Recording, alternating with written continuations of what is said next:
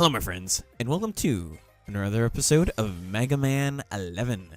As you can tell, we're getting straight in the business. We're going to go straight for Blast Man because we happen to have his weakness. Funny enough, huh? Who knew?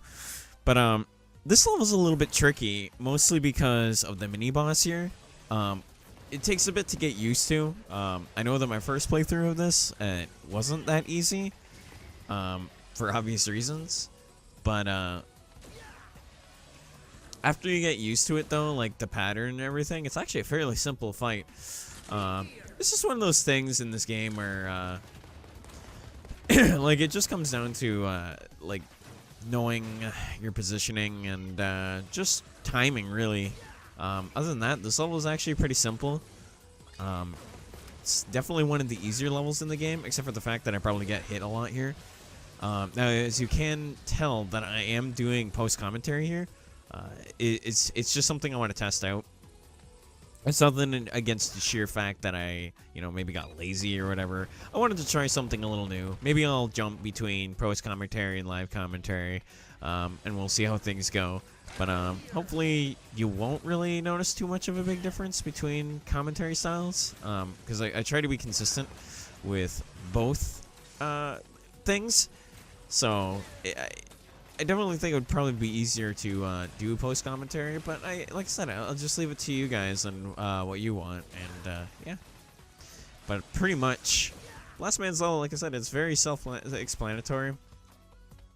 There isn't really too much in it other than just doing, jumping and shooting like you always do as Mega Man, and you also got to outrun the explosions and all that, which is always fun.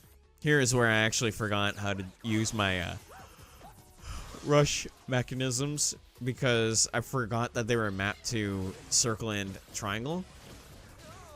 Because I am playing the PS4 version. And here I just... I don't know what I was doing here. Pretty sure I was recording this like kind of late in the afternoon and just had no idea what I was doing. And I was also talking to a friend of mine on Discord while playing. Which, to an extent, it helps me record videos when I'm like just doing post stuff. Like that's what I like to do once in a blue moon is record stuff. It's something I used to do, and I'm happy to do that again just so I can make do more videos and stuff. But as far as things go, yeah. And here's the fight that I was talking about. It's pretty tricky. Basically, when you hit the little banums there, or the little guys that fall out of the cart into the other cart, and will do damage to them. Obviously, I was kind of in a hard stuck position. I was in a really hard stuck position where I couldn't really defend myself very much, and like it is just a difficult thing. So I ended up just saying "fuck it," end my life, and then kill me, and then yeah. But pretty much, we'll go right back to the fight here and show it how it's actually done. So. You also want to make sure that you do bring a lot of energy tanks when you're playing through this. I'm not to suggest like you do it all the time. It's just it's convenient to have them. That's what I've been doing throughout this entire playthrough. And I know that sounds like I'm cheesing the entire game and stuff, but it's like a man's gotta have their blue drink, So. If it's part of the game, I'm gonna use it. Nothing wrong with that.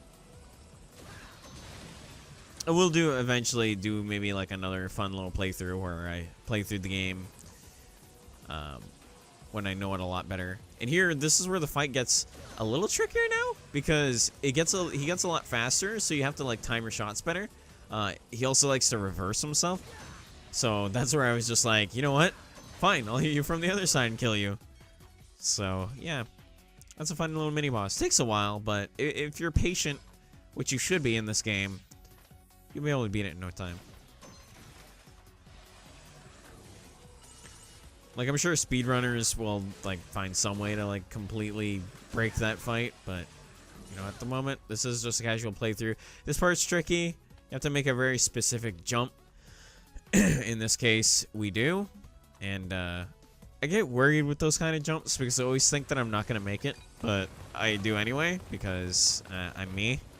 And it's just this just happens where you think that you're gonna land it and then you end up just not making it. So yeah, it's my paranoia hitting me. You see that a lot in this with these jumps.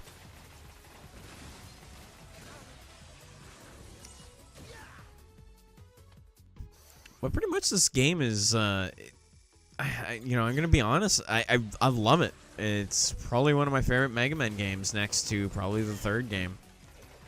And it's just a lot of fun. Here I got hit into the spikes, which thank God it didn't have Mega Man 1 syndrome, where if you get hit and you touch the spikes, you die instantly. It's actually fair, so that's really nice.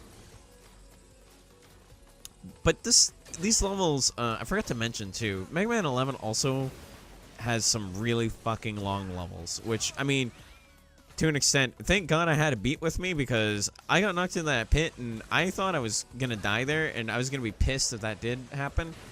But I guess I lucked out and forgot that I had the beat with me. So thank you, Beat. You're the best. You're the best friend anyone could ever have. That little bird bastard. How do you usually put up through all the damn abuse? I don't know. But anyway, this stage, it gets a little hectic, but be able to breeze through it once you know what you're doing. And of course, me being dumb, thinking, oh yeah, if I go down here, that thing will definitely not hit me. Boy, was I ever wrong. But here you can actually use these little guys to destroy the mech and destroy the Sniper Joe too. It's always fun. And we got our nice little checkpoint. I really like the stage. It's kind of more like an amusement park type of thing, but it's also like, I don't know, it's weird. It's a very weird level, but it's also a lot of fun. So, I mean, I can't complain. Here's where I just said, screw it, I'm just gonna go through it. I don't even care to pick up anything. I just want this shit over and done with. So Blast Man's pretty simple. He is weak to Torch Man. This is where I actually forgot how to use it, because this is like my second time playing through the game, and then I like realize, oh yeah, it's this weapon. You ever had that, like, where you have a brain fart, you're like, oh, it's this weapon. I don't know, I'm weird like that. I always forget things, and then that's when I remember. But yeah, like I said, he goes down in a cinch, you know, just like that. Usually the bosses are easier than the stages themselves, which is, I mean, kind of shitty, but I mean, what can you really do? But yeah, that's Blast Man. And he ate shit. So, that's fun.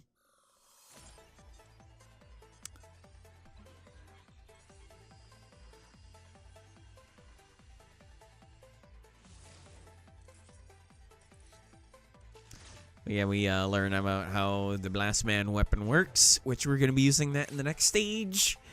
It's going to be a lot of fun, even though, I mean, funny enough, I actually don't like that stage very much. But, I mean, we played it through the demo, so we obviously have an idea how the level is. But, for the time being, I will see you guys next time for another episode of Mega Man 11. Hope you guys enjoyed this post-commentary, and we will see you for Blockman. You guys take care of yourselves, and I'm off. Peace out.